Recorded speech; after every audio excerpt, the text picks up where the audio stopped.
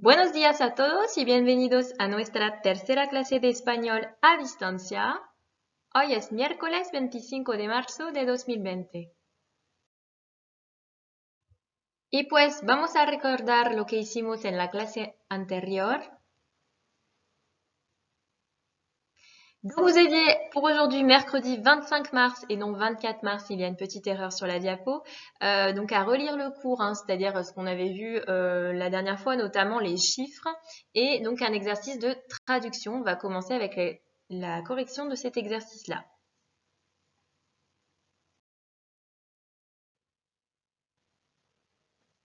Empezamos con la corrección del ejercicio. Traduce los nombres de alimentos con las cifras. Escribe los números en todas letras. Donc, il fallait traduire les noms des aliments et mettre les chiffres en toutes lettres. 200 oignons, c'est dit en espagnol, 200 cebollas. Donc, je vous rappelle que cebolla est un nom féminin, ici féminin pluriel, donc on fait l'accord avec 200.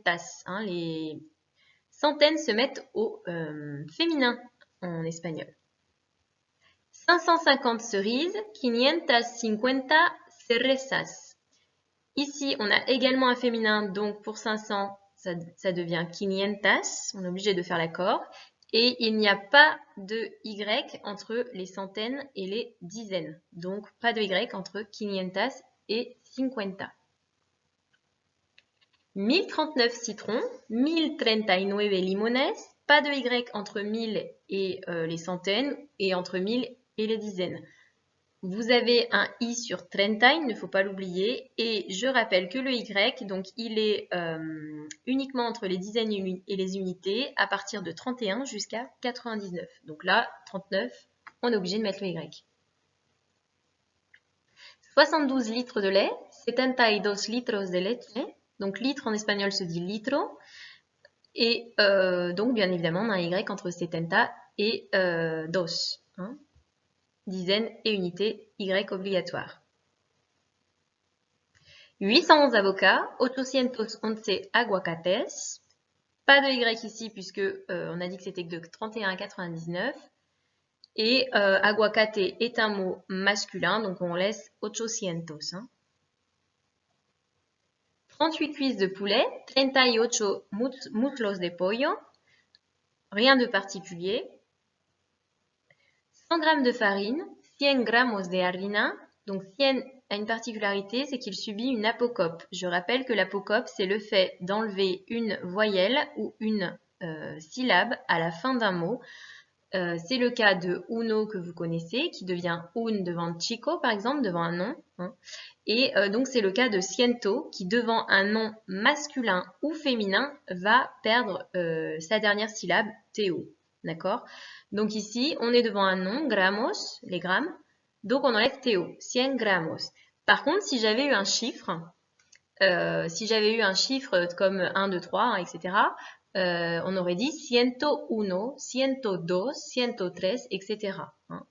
Par contre, quand on est devant 1000 ou millones, je vous rappelle que là aussi, il faut faire l'apocope. Donc, on dira 100 000 ou 100 millones.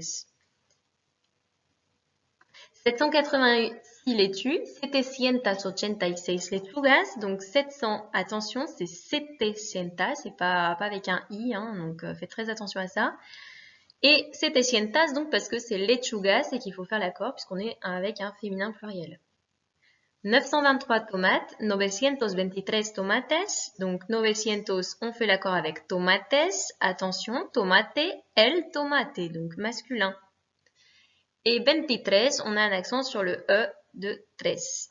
Donc attention à ça. 13 tout seul n'a pas d'accent, mais dès l'instant où il est collé avec 20, là il y aura un accent. 2461 pamplemousses, deux façons de dire pamplemousse, soit toronja, soit pomelo.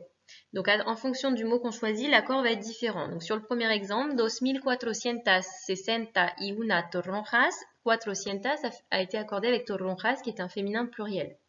En revanche, dans le deuxième exemple, 2461 pomelos, 400 est accordé avec pomelos, donc on laisse bien le masculin pluriel. Attention à l'apocope de uno. Uno a perdu son O puisqu'il est devant un nom masculin. 145 boîtes de thon. 145 latas de atún. Donc ici, pas d'apocope pour ciento, puisqu'il est devant un chiffre, hein, qui n'est ni 1000 ni millones, donc on laisse ciento. Et donc les boîtes de thon, ça se dit latas de atún, hein, c'était dans la fiche. 1982 œufs, 1982 huevos, pas de Y entre 1000 et 900, pas de Y entre 900 et 80. En revanche, un Y entre 80 et 2, puisque c'est les dizaines et les unités. S'il y a des questions, qu'il y a des choses qui n'ont pas été comprises, n'hésitez pas à me poster vos commentaires sur le blog ou sous la vidéo YouTube ou à m'envoyer un email. Je n'ai pas eu vos retours concernant le blog et puis si vous aviez bien accès aux cours.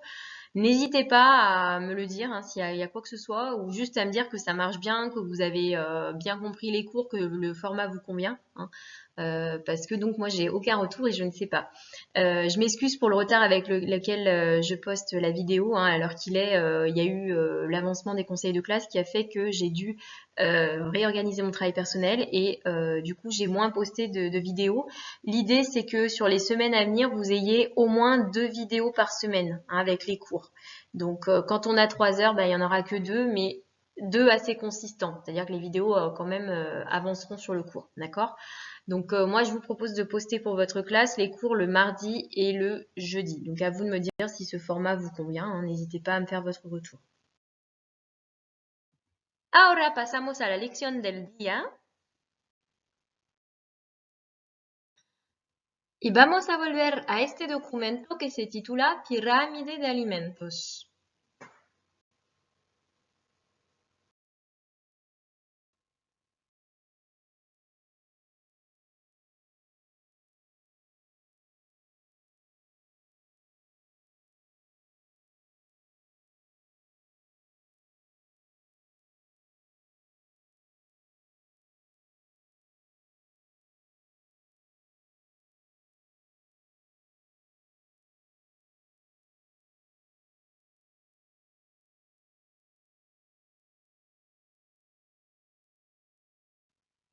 Ici, vous avez un document qui récapitule un petit peu l'obligation personnelle, puisque c'est celle que vous allez surtout utiliser.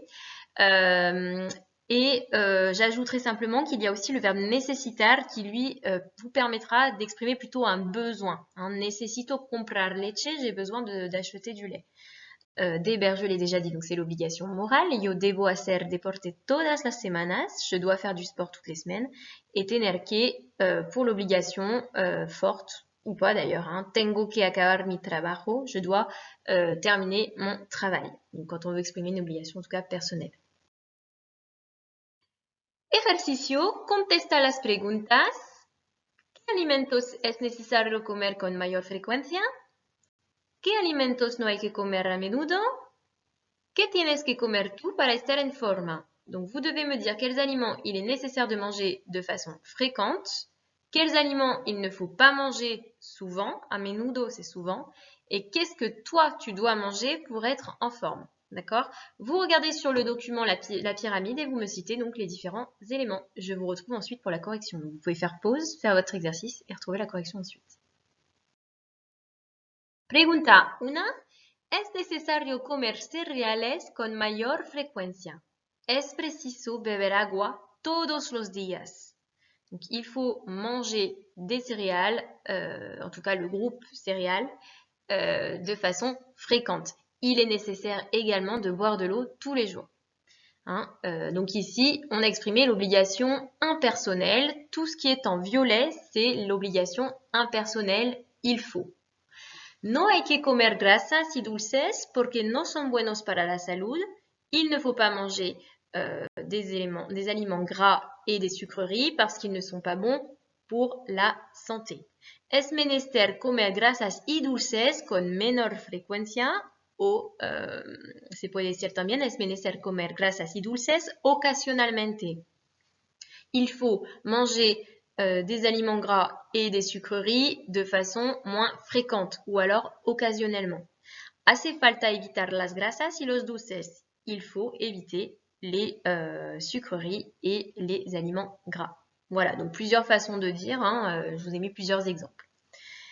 Tercera pregunta, para estar en forma, tengo que tener buenos hábitos alimenticios. Pour être en forme, je dois avoir de bonnes habitudes alimentaires. Para estar en forma, necesito comer saludable, controlar mis porciones y privilegiar las frutas y verduras, 5 raciones diarias. Donc, pour être en forme, il faut, j'ai besoin de manger sainement, de contrôler les portions et de privilégier les fruits et les légumes à raison de 5 rations quotidiennes. Diario, en diaria, ici, c'est au quotidien. Tengo que comer un poco de todo. Je dois manger un peu de tout. D'accord? Ici, on a exprimé l'obligation personnelle avec tener que conjugué à la première personne. D'accord?